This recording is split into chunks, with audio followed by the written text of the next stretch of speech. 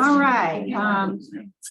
Took us a while to get everybody in the room, so we will continue with our next case, and that's Mr. Randall. You introduce yourself, sir. Tell us your name and DOC number. My name is Ranco D, DOC number 363375. Yes, sir. And Mr. Randall, let me introduce your parole panel. My name is Cheryl Renatza. Mr. Roche seated to my left. Mr. Freeman is seated to my right. Let me just acknowledge the folks that we have who have, well, first, let me ask your counsel to introduce himself. I apologize. Morning, Mr. Knox, Robert Lancaster with the This today is Gabrielle Daigle, second year law student at the law center. She is not certified under Local 20.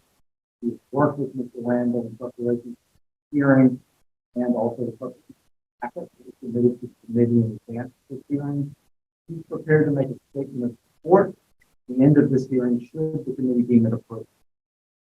Okay, thank you. And we asked Ms. Daigle to do so at the end.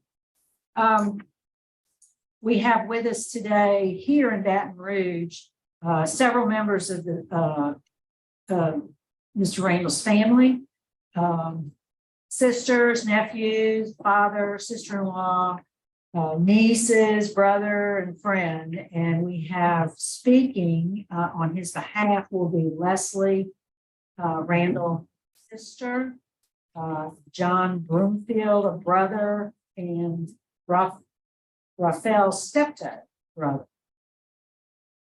Here also joining us by phone is Ms. Jean Ball, the victim's mother, and Susan Sievers, who is on Zoom, both of whom will be speaking at the appropriate time. We're calling you all to do so. Mr. Randall, and let me acknowledge, I believe I have, yeah, there's some other law students in the room with you all there. Okay, all right, thank you. Let me just read some identifying information, Mr. Randall, into the record, and then I'm going to turn it over to Mr. Freeman. Your case has been assigned to him. He'll take the lead on the interview. So, Mr. Randall, you're classified as a second felony offender, currently serving a 49.5-year sentence for conviction of armed robbery in Orleans Parish in January 1998. Your parole eligibility date is August 10th, 2023. Your good time date is November 29, 2045. You have a full term date of February 28, 2046. Does all that sound correct to you, sir? No, ma'am. What's inaccurate? The year 1996. Oh, I do. Well, I'm showing a sentencing date of January 9th, 1998, but I do see some jail credits. So the offense and the arrest were in 1996. I do have that in the record. Thank you for that. I appreciate it. Would you answer Mr. Freeman's questions? Okay, Mr. Randall. First off, how old are you? 44. Okay, and how long have you served on this crime? 27 years. Okay. Tell me a little bit about what happened. Why did y'all rob this man? I What was was 18, your mind? 18 years old, lack of education, no job skills, poor decision makings, financial problems. Do you admit your involvement in this robbery? Yes, sir. Okay. Were you the one with the weapon, or was it one of your accomplices? One of my accomplices had the weapon. I was the one that took the purse. You took the purse, okay? And they recovered the purse from your sister's house? Yes, sir. Okay.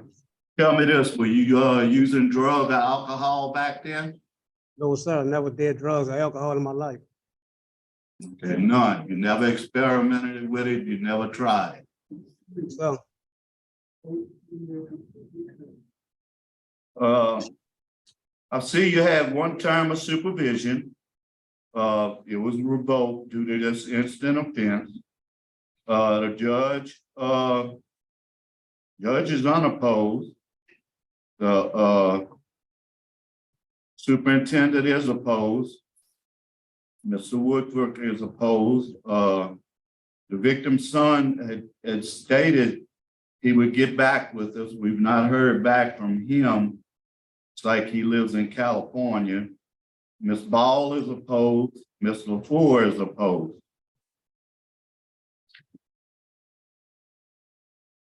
You have a criminal record, but it's all pretty much thefts. Then you graduated to this crime, which was much more serious.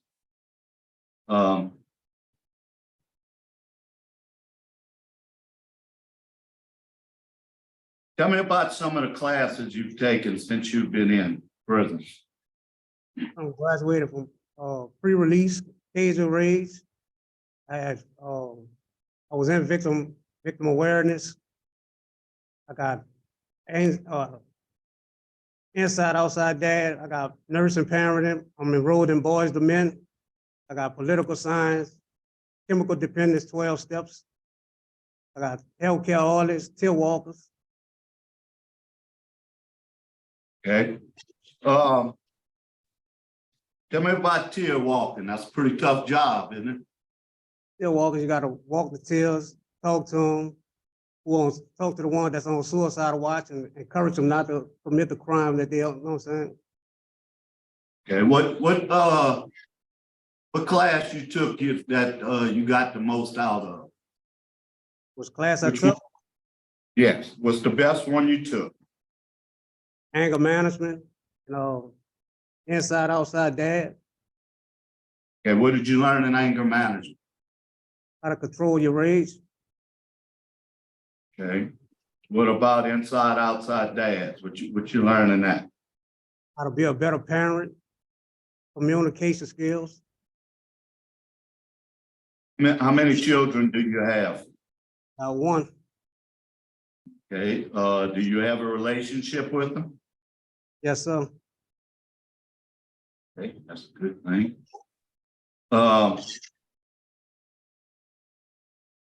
Warden, he has a poor institutional record. Why is that? Well, he had some trouble in the beginning, Mr. Freeman. As you can see, 54 write-ups altogether. You know, he was Yes, looking at that. Sorry.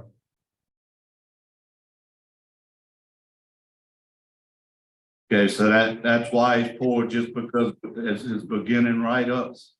Yes, sir. I mean, he like I said, he had some trouble in the beginning. He hasn't had a write-up now since 2020. Good thing, he's been almost 3 years. Okay, Mr. Randall, tell me about those contraband write-ups back in 18 and 19. What were they? What kind of contraband had? Phone charges. Phone charges? Okay. And then your disobedience in 20, what was that about? There, I can hear you. Say that again. Your aggravated disobedience write-up in 2020, what was that about? I didn't make my bed up.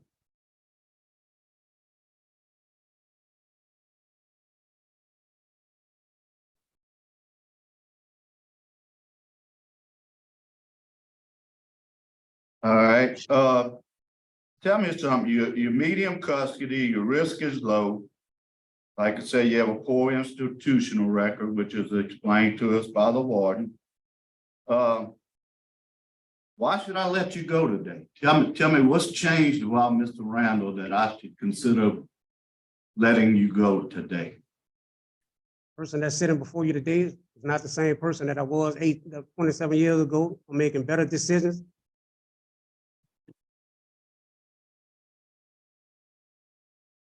What is gonna be your transition plan? Where you gonna live, where you gonna stay? What you gonna work? Looking forward to working with the parole project. And this Right. Kevin Bowman, they're gonna help me find employment. give me a residential, they're gonna give me somewhere to stay. And after that, after I complete the 4 phrases, I'm gonna stay with my sister, my daddy. Yeah, where they live at? On the West Bank, New Orleans. Uh, That's all I have, Mr. Thank you. What kind of job skills do you have, Mr. Randall? Got a healthcare, working with patients, cook, Yeah, I do see cook, dry cook. just graduated from, All right, Warden, what can you add about Mr. Randall? Well, Mr. Ranaldi, he's, obviously he had some trouble in the beginning, with his conduct, which is the case for many, but the last couple of years, he's done better. He did have a problem, had some phone chargers, disappointing to me, but he seems to be trying to do a little better. He mentioned when Mr. Freeman was interviewing him, one of the reasons for his crime was lack of education. He is currently enrolled in our literacy program, and I talked to him about that the other day during our interview. And so I would like to see him complete that. I would like to see him get a GED because I think that would greatly help him succeed. He's on the backlog for victim impact. He was put out the first time. He missed too many classes. We talked about that. I think that's very important that he complete that. And he is also backlogged for thinking for a change. I'd like to see him complete that as well to help him. I think he's on the right track, but I think he needs some work. I will say he is a member of our Strive program. Happy about. He's recently become a member of that due to his improved conduct and participation in classes. And he's also enrolled in our Boys to Men program. This second class, so I'm happy about that. Again, that's a volunteer program, no good time, improve his self-esteem, his life skills. Happy about that. I think he has a little work left. All right, well, thank you, Warden. I don't see any other questions, so we'll hear from the folks who've indicated they'd like to speak. I'm sorry, Mr. Freeman, did you have any questions?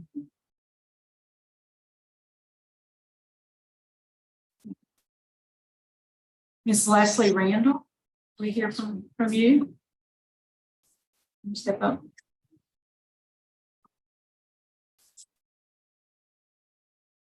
Go ahead, just introduce yourself. Tell us what you'd like us to know. Yeah, the sister that he'll be from design. At 1417 Excellent Street, Apartment.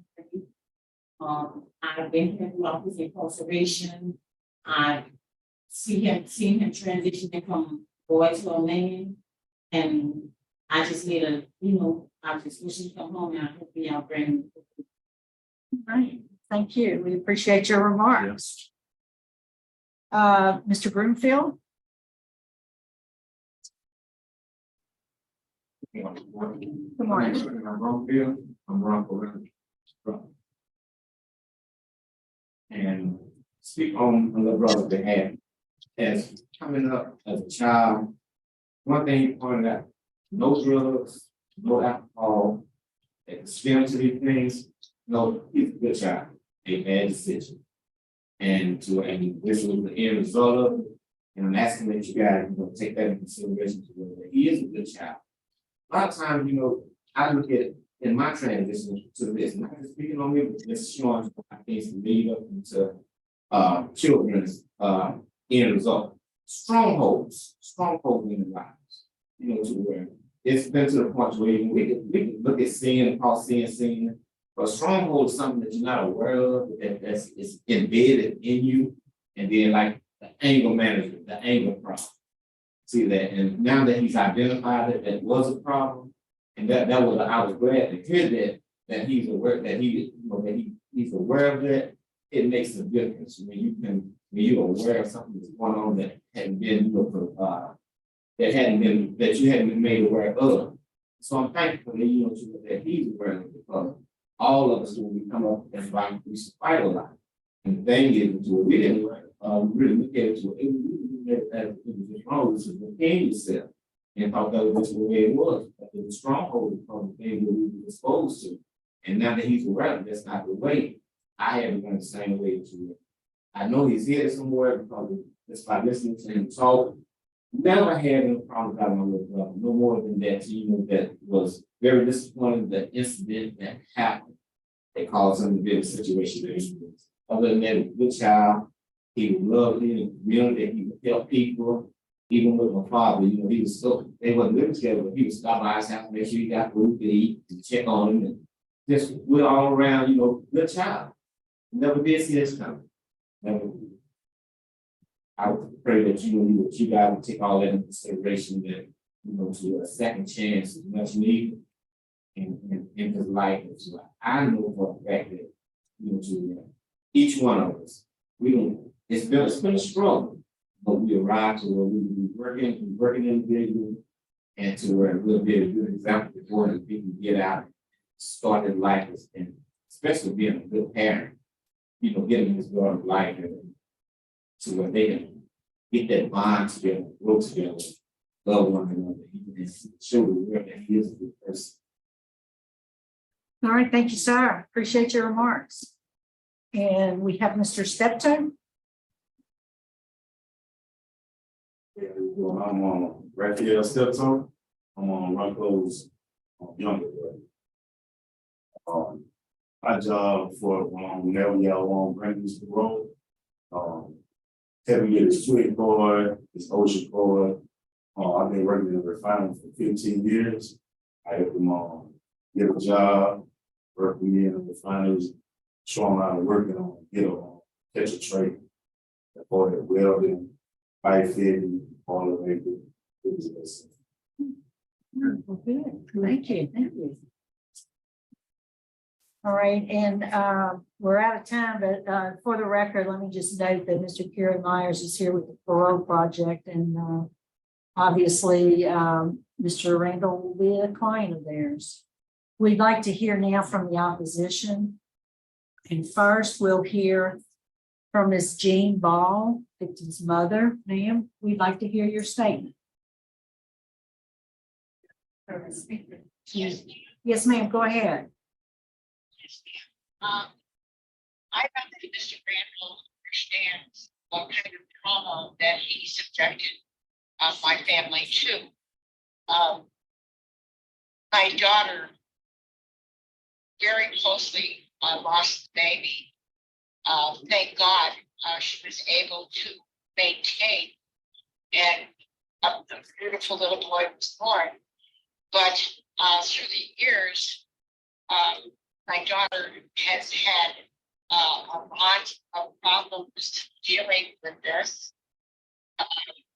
Eventually, it's disturbed her to the point where being a very calm young lady, she has panic attacks. She breaks out. It's just the thought of Mr. Randall being I don't believe that this man has any idea of the trauma that he has caused to the entire family, not just the daughter. According to his records, I don't believe that he has any kind of rehabilitation. And I don't feel personally that he should be allowed out. That's basically what I have to say. Thank you, Ms. Ball. We do appreciate your participation in the process. Thank you for your remarks. And we have Susan Sievers on Zoom. There you go. Good morning. Morning. Go ahead, ma'am. I'm opposing it. I am the victim's sister, actually the 4 victims' sister and daughter. My sisters and mother have had trauma as a result of having the gun pointed at my pregnant sister's stomach. Had my older sister not knocked it out of that man's hand, I might not have my sister or my mother's any of them, because the young man that was with them was so busy telling them to shoot them and using derogatory comments. I don't see anything in any of the paperwork from the court and from the prison that this person has changed. I mean, he has a healthy bad record. And my sisters and my mother, I've watched them. They cannot get out of a parked car with a lot of people around, or with, they're very unsettled. Okay. And to watch them do this, and this is going on 30 years, this is ridiculous. To feel so inhibited that you can't get out of your vehicle if someone's around you. I mean, the man instilled terror in my sisters and my mother. I do not think he should be paroled. I don't think he's had enough schooling, enough help, anger management. He needs more than anger management. That's all I have to say. I thank you All right. for letting me talk. Yes. Thank you. Thank you for your remarks. We appreciate it. Okay, Mr. Randall, before we turn it over to Ms. Daigle, is there anything you'd like to say to us?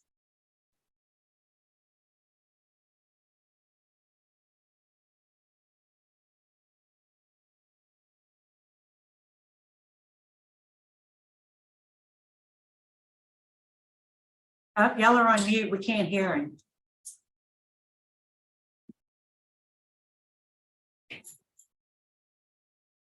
There we go. Can you start over? I would like to start it by saying I apologize and regret the decisions that I made. And I would like to thank you all for allowing me this opportunity to take you on this journey of growth. I have been waiting for this opportunity for a very long time. The person you see in front of you today is not the same teenager that committed those monstrous crimes so long ago. Not only have I grown physically, but I have matured mentally and spiritually as well. This journey started when I was 18 years old. Around this time, I made one of the worst decisions ever that would not only change the lives of my family and I, but the lives of two innocent people. Well, now I can make excuses for my actions. My father was absent. My mother was in and out of jail most of my life. I won't make excuses though, because ultimately, none of these reasons justify my actions on August 21st and August 24th of 1996. Lack of positive guidance, lack of education, no job skills are what influenced my poor decision making of those days. On those days, I previously mentioned that I decided to pick up a gun and use to take the belongings of Earl Anthony and Anna Ball. Many nights I have prayed that all I taken on those days were their belongings. I prayed that I did not take your sanity. Many nights I prayed that God would place in your heart to forgive me. I also prayed that God would allow me to show you that I'm no longer the same teenager. He finally answered my prayer by allowing me to stand in front of you today. When I first became incarcerated, I realized that I was angry with myself and others because of my poor decision making, commit the crimes I did. I realized that I had to have anger issues because no happy person would have picked up a gun and robbed two innocent people. I decided that I needed help learning how to deal with anger management in a positive manner. So I enrolled in and completed anger management. I also realized that I needed to get to know the closer to the Creator. As time went on, I started to read in my Bible and studying it, which led me to enroll in theoretical analysis courses. Since completing these courses, I have continued to study my religions and try to walk in the light of God, being that I felt that the lack of positive guidance was one of the things that affected my decision making. I decided to enroll myself in many self-help programs, with the course of political science. Also, I enrolled in a Tilwalker program, taught me how to mentor inmates who were at risk of committing suicide. I also completed nursing parenting, inside outside dad, which both taught me the skill to become a better person while incarcerated. And upon my release, the last class I completed was NSC forklifting program. I have spent so many years bettering myself to try to be a positive role model and a law-abiding citizen in the community. I'm seeking forgiveness.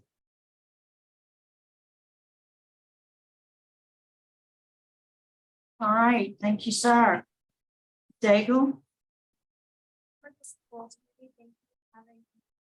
Can we move the microphone a little closer to it? It's broken up a little bit. There we go. Thank you, Parole Committee, for giving Mr. Randall this opportunity today. There are a couple of points I want to highlight in consideration of his parole. First, Mr. Randall will not be a threat to the public safety. Last write-up was 3 years ago, so he's been compliant with institutional rules. He also has a low Tiger score, and additionally, he's held several jobs that demonstrate his trustworthiness, responsibility, and empathetic character as being a tier walker, a healthcare orderly, as well as a cook in the kitchen. My second reason is Mr. Randall has taken the necessary steps to rehabilitate himself in developing and maintaining life skills that he uses today and will continue to use if granted parole. He's taken several classes at the Bible College and passed with high grades. He's taking anger management, 100 hours of pre-release, nurturing parent, 12-step chemical dependency program, Boys to Men, and then he recently just got his forklift certification, which is something he's really proud of. Third, Mr. Randall has taken full responsibility for his actions. He recognized his wrongdoings and the circumstances and the environment that kind of helped contribute to him partaking in criminal behavior, and he's developed skills that he will never choose criminal behavior ever again. Lastly, Mr. Randall has a strong reentry program. He will be a client of the Parole Project and will complete the 4 phases that the Parole Project has to offer. And they're also going to help him find a job. He would specifically like to work in the hospice area, and I know legislation was just passed that will allow formerly incarcerated individuals to work in home care, healthcare. And so Mr. Randall is looking for an opportunity in that area as he really enjoyed his work as a healthcare orderly. He also has a job opportunity with Miss Karen Slomba, either working in construction labor or with the SPCA, and Mr. Randall has some experience with training dogs and stuff. And he would also live with his sister, Miss Leslie Randall, and his father, which would be nice to really develop their relationship again and connect with everyone. The past 27 years have been a period of reflection and rehabilitation for Mr. Randall.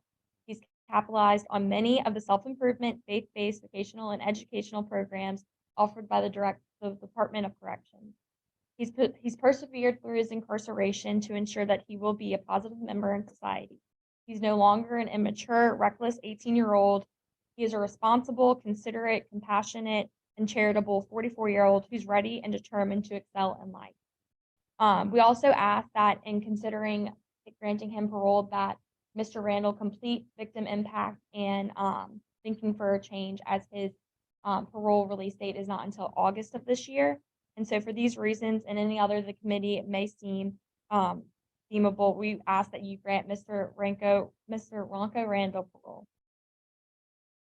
All right, thank you, ma'am. All right, panel prepared. For an executive session. We have a motion for executive session. We have a motion and second for executive session to discuss confidential matters. I do agree, so it's unanimous. So stand by. We'll be back shortly.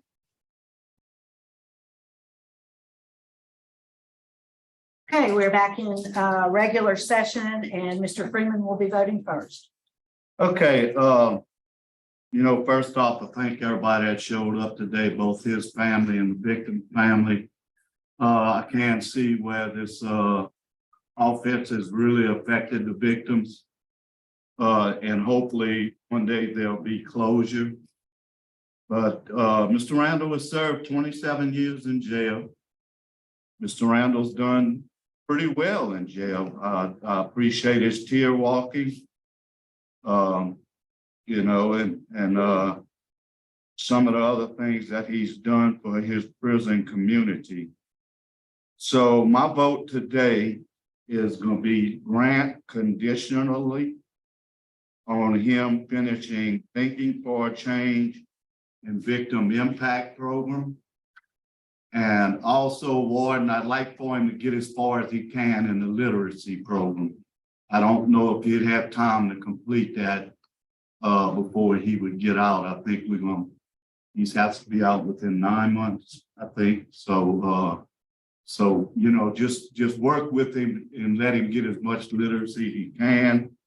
Special conditions, curfew from 9 p.m. to 6 a.m. Absolutely no contact with the victims. Do not go anywhere they go. If you see them, turn around and walk away.